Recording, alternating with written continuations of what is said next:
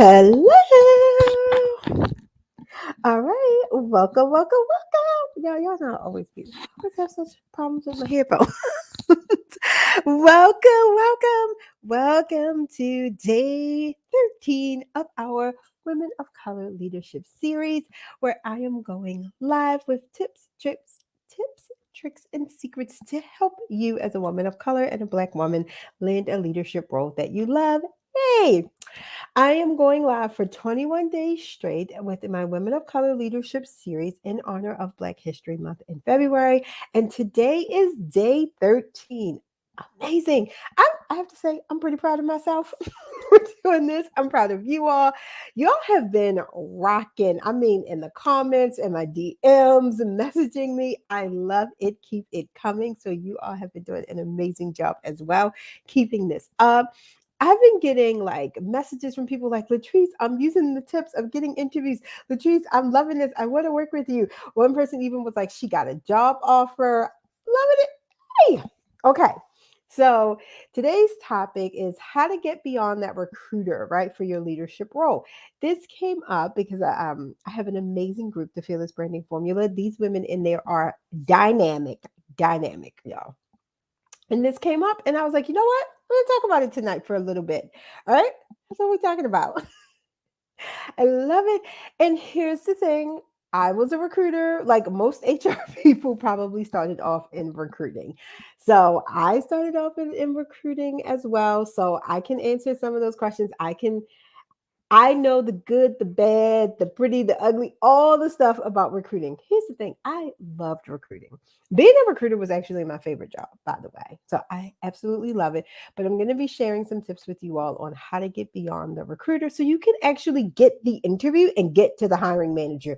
The hiring manager is the decision maker. Okay. Let me step back and introduce myself. Hey, if you are new to my network, if you're new to my channel, welcome.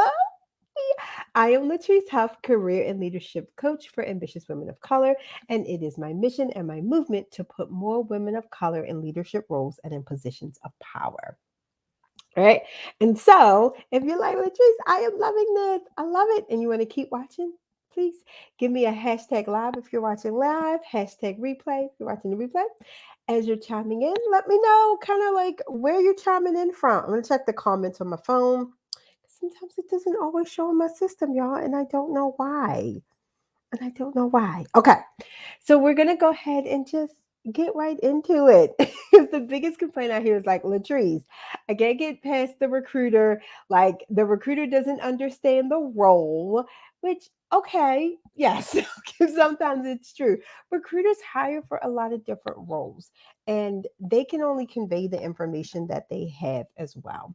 But it's going to be your job to match that information with what they have to you. It is your responsibility to give them the information they need to make a decision. That's your responsibility, okay? So, here's one of the main things that we talked about was like if a recruiter uses a specific word, and I will say this, budget management, okay? Please know that in just about all leadership roles, leadership and executive level roles, you're going to see the term budget management.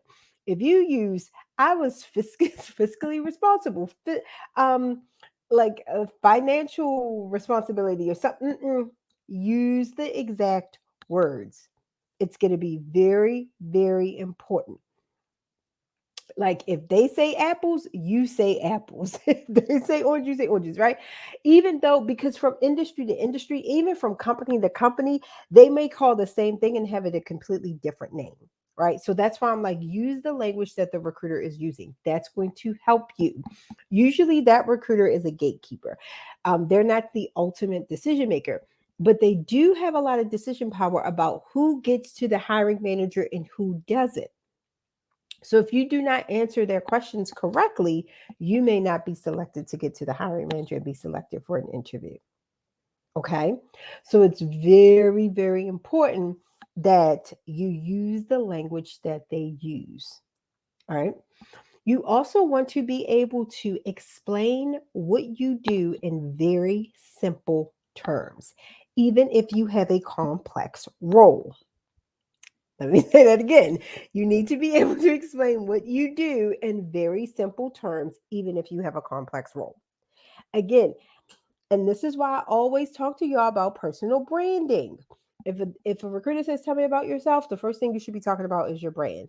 Hey, I'm Latrice Huff. I'm a career coach. I help women. I help ambitious women of color land leadership roles. That's what I do. And if I want to get really niche, and I do this by teaching them the skill of personal branding. Why? Because personal branding is $1 million skill, and it's the key to success to your career and business. Right? You know what I'm saying? Like, tell me about yourself. Yes, they really do care ish about you, but they really don't want to be like, when I was 2 years old. No, no. So it's going to be your responsibility again to give that clear and concise description of what you do. Your brand is who you are, what you do, and the problem you solve, and how you solve that problem better, faster than the next candidate, okay, than the next person. Because as they're taking their notes, you want them to be like, yes, meets all the minimum requirements. Yes, would be great for an interview. That's what you want. Your role in talking to that recruiter is to answer their questions, correctly, obviously, and accurately and honestly, but also to get to the hiring manager. That is the decision maker. That's going to be your goal. One of the mistakes that I see is that, especially as Black women and women of color, we over explain and over analyze, um, to the wrong person, which is that recruiter. Like, yes, have a conversation, explain what you do, why you're the best, but you don't need to go into the nitty gritty of it. You don't need to go into the details of it, okay? Another mistake is asking them questions they can't answer. Like, yeah, they can go back and get the answers, but some things, again, about the day to day of the job, they can only read the description. And even recruiters that have been doing it for a while, like they can only tell you what they can tell you because they're not the manager, right? They can get some feedback. I always like to be like, recruiters are human beings just like we are. They have a lot on their plates too, like just same as me and you, right? So we want to give them grace, we want to give them respect, we want to give them courtesy. And just because they may not know every single thing about the role that they're hiring for, that's okay. They're recruiting, they're not the hiring managers. So we want to keep that in mind too, and be like, that's okay. Like, that's okay. They don't need to, because that's going to be your responsibility, okay? And if you're like, Latrice, I am loving this. I'm loving this series. I need to know how to get past the recruiter. I need to learn how to get past the hiring manager and the executive so that I can land my leadership and executive role. Then I invite you to join my Leadership Legacy program. This program is designed specifically for Black women and women of color to help you land that leadership and executive level role, increase your salary to 200K and above, and start your own business if that's an option for you. Like some of my clients, their option is like they want to start and grow their business, and then that's what we work on. Right. So if you're like, this is me, sis, this is what I want to do, but first I got to get past these recruiters, but I need to take this deeper. I need to talk to you. Book a call with me at calendly.com/Latrice/leadership. Also put that in the comments as well. We're going to hop on a call. I'm going to listen to you, see what challenges you're having. I'll create you a 3-step plan for when we work together to help you achieve your goals and get you enrolled in the program. Right? I'm excited. Can you all tell? And I know it's a little late today, and I'm still like very excited. I love coaching, so I like coaching energizes me. So when I get off a coaching call with my group, I'm still like riled up, still a little energized, you guys. All right. So where were we? We were talking about how to get past the recruiter. And then here's the thing. Here's another way. You want to get past the recruiter honestly, sometimes you have to go around the recruiter. You have to go around them. Now, if it is an in-house recruiter, it's a little easier to go around the in-house recruiter. You can look up you can go on LinkedIn and see who the hiring manager is and connect with them and reach out to them. I've had plenty of clients get interviews and actually get hired this way. Now, you will eventually still need to go back to HR, and you still got to apply, and you you got to get in the system. You still got to do that. but essentially you kind of go around a recruiter. Referrals. Getting a referral is a way to kind of get around that recruiter because a referral can hand deliver your resume right to the hiring manager. Oh my God, the chef's kiss. Nothing better than that. Than somebody vouching for you personally. Nothing better. No. Okay. Now, when you're talking about agency recruiters or search firms, that can be a little harder, almost sometimes impossible. Because if you go around them to the company may be like, hey, you need to go through them. That's okay. If that's the case, go back to my previous tips.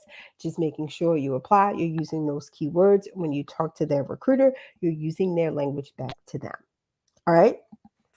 Yeah, and yeah, I told you I was gonna be quick. I want to be quick tonight.